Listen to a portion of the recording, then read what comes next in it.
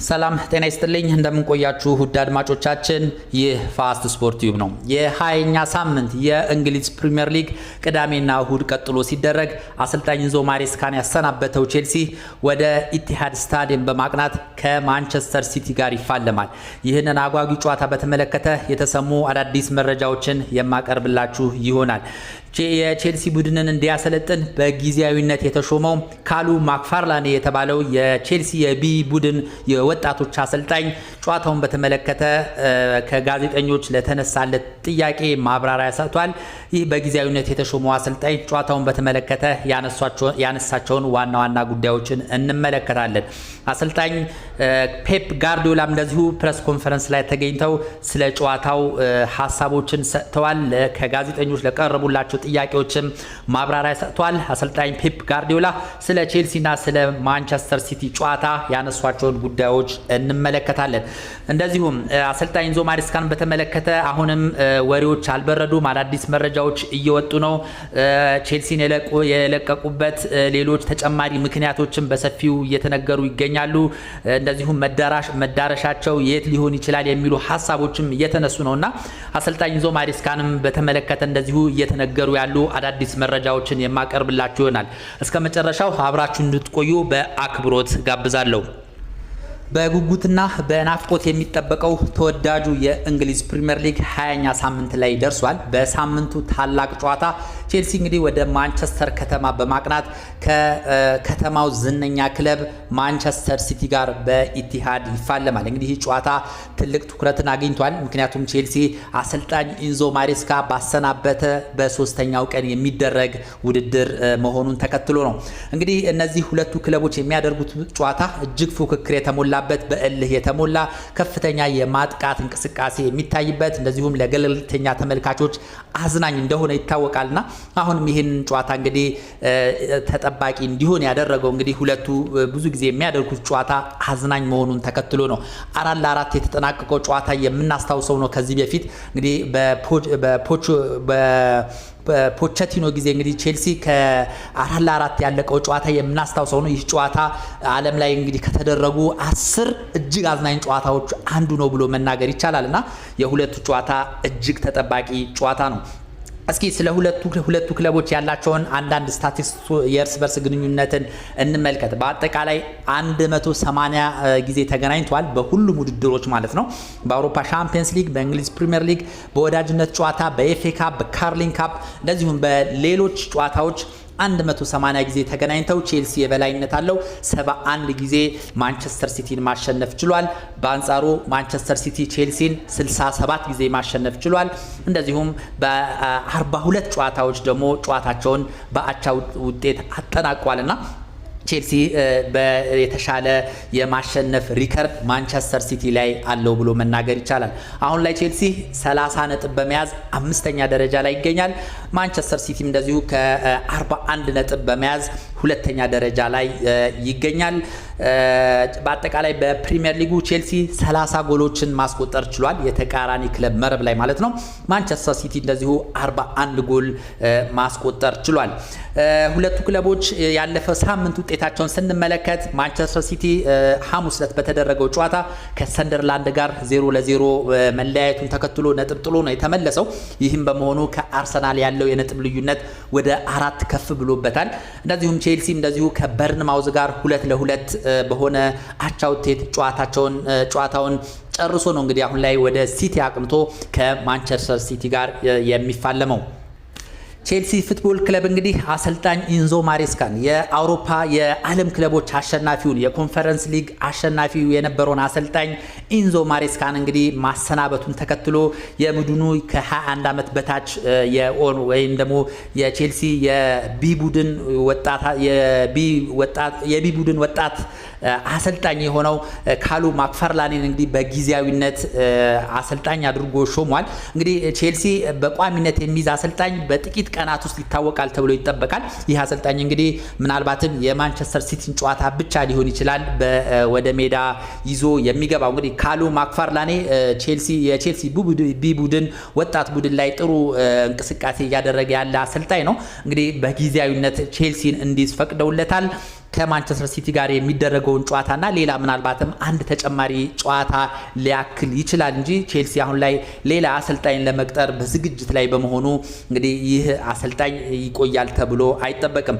እንግዲህ ካሉ ማክፈርላኔ ዛሬ ፕሬስ ኮንፈረንስ ላይ ተገኝቶ ጨዋታውን በተመለከተ ሀሳቡን ሰጥቷል። ከጋዜጠኞችም ጥያቄዎች ቀርበውለት ነበረ። እስኪ አንዳንድ ያነሳቸውን ጉዳዮችን እንመለከት። እንግዲህ ስለነበረው ሁኔታ የቼልሲ ቦርድ ከአሰልጣኝ ኢንዞ ማሬስካ ስለነበራቸው ሁኔታ ተጠይቆ ነበረ። ምንድነው ያለው?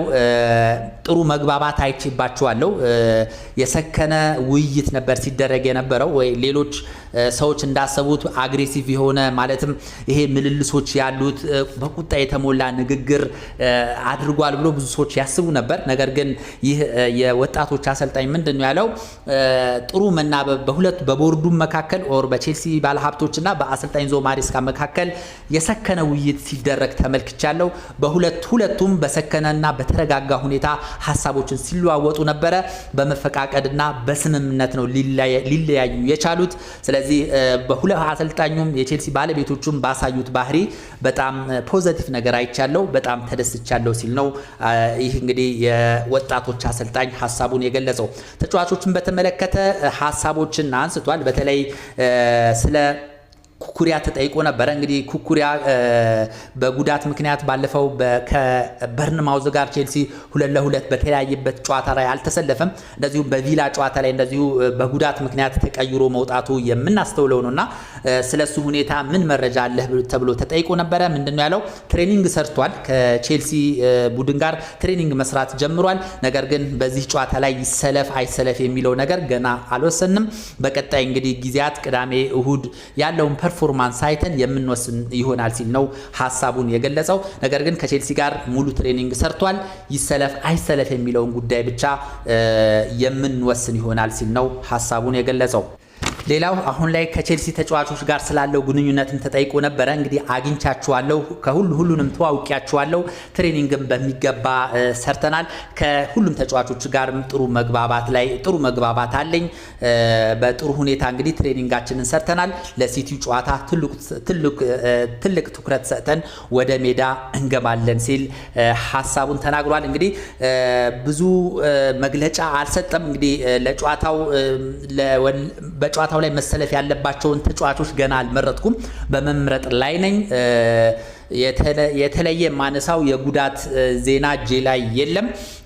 የቼልሲ ተጫዋቾች ጥሩ ሁኔታ ላይ ይገኛሉ ሲል ሀሳቡን ገልጿል። ከቼልሲ ባለሀብቶች ጋር ከቼልሲ የቦርድ አመራሮች ጋርም ተወያይቻለሁ። ሀሳባቸው ምን እንደሚፈልጉም ነግረውኛል። ከነሱ ጋር ጥሩ መግባባት ነበረኝ ሲል ሀሳቡን ገልጿል። ከትልቅ ቡድን ነው የምንገናኘው። ማንቸስተር ሲቲ የእንግሊዙ አሁን ላይ ሀያል ከሚባሉ ክለቦች አንዱ ነው። ስለዚህ ከነሱ ጋርም እንግዲህ ስገናኝ የመጀመሪያ ጊዜ ነው። ጥሩ ፉክክር አድርገን ጨዋታውን ለማሸነፍ እንጥራለን ሲል ነው እንግዲህ ይህ አዲስ የተሾመው አሰልጣኝ ሀሳቡን የገለጸው። ሌላው ከማሬስካ ጋር ስለነበረ ግንኙነት ተጠይቆ ነበረ። ከማሬስካ ጋር ጥሩ ግንኙነት ነበረን፣ ምክንያቱም ከኛ ወጣቶችም ወደ ዋናው ቡድን ይሄዳሉ፣ ከዋናው ቡድንም ወደኛ የሚመጡ ወጣት ተጫዋቾች አሉና በተጫዋቾች ልውውጥ ምክንያት ጥሩ ግንኙነት ነበረን። በጣም የማከብረውና የምወደው አሰልጣኝ ነበረ ሲል ሀሳቡን ገልጿል። ሌላው የማንቸስተር ሲቲው አሰልጣኝ ፔፕ ጋርዲዮላም እንደዚሁ ፕሬስ ኮንፈረንስ ላይ ተገኝቶ ከጋዜጠኞች ለቀረበለት ጥያቄ ማብራሪያ ሰጥቷል። ስለ ጉዳት አንስቶ ነበረ። ስለ ዶኩና ስለ ሮድሪ ተጠይቆ ነበረ። ምንድነው ያለው? ሁለቱም አሁን ላይ እንግዲህ ከጉዳት አገግመው ለጨዋታ ትሬኒንግ መስራት ችሏል። ነገር ግን ወደ ቋሚ 11 ውስጥ ለማካተት ከፍተኛ ጥንቃቄ ማድረግ ያስፈልገናል። ምክንያቱም ሁለቱም ከጉዳት ነው የመጡት። ዘለን በቋሚነት እንዲሰለፉ ልናደርግ የምንችል አይመስለኝም። ጥንቃቄ ማድረግ አለብን ሲል ሀሳቡን ገልጿል። ሌላው ስለ አሰልጣኝ ኢንዞ ማሬስካ ስንብት ተጠይቆ ነበረ። ቼልሲ እጅግ ምርጥ አሰልጣኝ ነው ያጣው። እጅግ ኢንዞ ማሬስካ በጣም ምርጥ የእግር ኳስ አሰልጣኝ ነበረ። ቼልሲ እንግዲህ ወሳኝ አሰልጣኝ አጥቷል ብዬ አስባለሁ ሲል ሀሳቡን ገልጿል። እንደዚሁም አሰልጣኝ ኢንዞ ማሬስካ ከማንቸስተር ሲቲ ኃላፊዎች ጋር ተገናኝተው አውርቷል። ማንቸስተር ሲቲን ለመረከብ ጥያቄ አቅርበው ሐሳብ ሰጥቷል የሚል ጥያቄ ተጠይቆ ነበረ። ምንድነው ያለው? እኔ አሰልጣኝ ኢንዞ ማሬስካ ከቼልሲ ኃላፊዎች ጋር ተነጋግሯል ስለመባሉ ምንም የማውቀው ነገር የለም፣ ምንም መረጃው የለኝም ሲል ሐሳቡን ገልጿል። እንግዲህ አሰልጣኝ ኢንዞ ማሬስካ ከማንቸስተር ሲቲ ኃላፊዎች ጋር ወደፊት ማንቸስተር ሲቲን ስለሚረከቡበት ሁኔታ ተነጋግሯል የሚል በስፋት ሲሰራጭ ነበርና ይህንን ምንም የሚያውቀው ታሪክ እንደሌለ ነው ጋርዲዮላ ሐሳቡን የተናገረው። እንግዲህ ሁለቱም አሰልጣኞች ፕሬስ ኮንፈረንስ ላይ ተገኝተው እንግዲህ ሐሳቦቻቸውን በዚህ መልኩ ሰንዝረው ፕሬስ ኮንፈረንሳቸው ተጠናቋል። እንግዲህ በቼልሲ በኩል ማርክ ኩኩሪያ የመሰለፉ ነገር አጠራጣሪ ነው። ሞሰስ ካይሴዶ እንደዚሁ ተከታታይ ቢጫ ካርድ በማየቱ ምክንያት ከማንቸስተር ሲቲ ጋር በሚደረገው ወሳኝ ጨዋታ ላይ የማይሰለፍ ይሆናል እና በቼልሲ በኩል ያሉ ዜናዎች በዋነኛነት እነዚህ ሁለት ዜናዎች ናቸው። ሌላው እንግዲህ አሰልጣኝ ኢንዞ ማሬስካን ማን ይተካቸዋል የሚለው ነገር እንግዲህ በሰፊው እያነጋገረ ይገኛል። በርካታ መገናኛ ብዙሃን እንግዲህ ቼልሲ ስትራስበርጉን አሰልጣኝ ወደ ስታንፎርድ ብሪጅ ለማምጣት እንቅስቃሴ እየጀመረና ይህ አሰልጣኝ ወደ ቼልሲ የመግባቱ ነገር የማይቀር መሆኑን እየዘገቡ ይገኛሉ። እንግዲህ ይህ የስትራስበርግ አሰልጣኝ ሊያም ሮዚነር ይባላል። 41 ዓመቱ ነው። በጣም ወጣት የሚባል ነው። በዜግነቱ እንግሊዛዊ ነው። ከዚህ በፊት የሁል ሲቲ አሰልጣኝ ነበረ። ከዛ በኋላ ነው እንግዲህ ወደ ስትራስበርግ ሊያቀና የቻለው። አሁን ላይ እንግዲህ ከዚህ ክለብ ጋር በፈረንሳይ ሊግ ከሚጫወት ክለብ ጋር አሁን ላይ 7ኛ ደረጃ ላይ ይገኛል። የዚህ ተጫዋች ክለብ ማለት ነው። ስለዚህ ይህ ሊያም ሮዚነር እንግዲህ በቼልሲ ባለሀብቶች የተወደደ አሰልጣኝ ነው። ስለዚህ አሰልጣኝ ኢንዞ ማሬስካን በመተካት ወደ ስታንፎርድ ብሪጅ እንግዲህ በዚህ 2-3 ቀናት ውስጥ ቼልሲን ይቀላቀላል ተብሎ ይጠበቃል። እንግዲህ ይህ አሰልጣኝ ከዚህ በፊት ብራይተን ሲጫወት እናውቀዋለን። እንደዚሁም ለፉልሃም ሲጫወት ነበረ። ከዛ በኋላ ነው እንግዲህ ወደ አሰልጣኝነቱ ሂዶ ሀል ሲቲን እነ ደርቢን በአሰልጣኝነት ይዞ እንግዲህ ውጤታማ ጊዜን አሳልፎ ነው አሁን ወደ ፈረንሳይ ስትራስበርግ ያቀናው። ከዛም እንግዲህ ይህ ክለብ የቼልሲ ሲስተር ካምፓኒ ነው። የተለያዩ ወጣት ተጫዋቾችን ከቼልሲ ከአካዳሚ የሚወጡ ወጣት ተጫዋቾችን እንግዲህ እየተረከበ ለትልቅ ስኬት እያበቃ የሚገኝ ክለብ ነው። ከነዛው መካከል ለምሳሌ አንድሬ ሳንቶስ የዚህ ክለብ ተጫዋች እንደነበር የሚታወቅ ነው። ይህ ብራዚላዊ አማካይ ተጫዋች እንግዲህ ወደ ስትራስበርግ ከስትራስበርግ አድጎ ነው እንግዲህ ወደ ቼልሲ መምጣት የቻለው። እንደዚሁም ወጣቶች ላይ በብዛት በመስራት ይታወቃል። ተስፋ የሚጣልበት አሰልጣኝ ነው የሚባለው። የቡድን አንድነት በመፍጠር የተዋጣለት ነው ይባላል።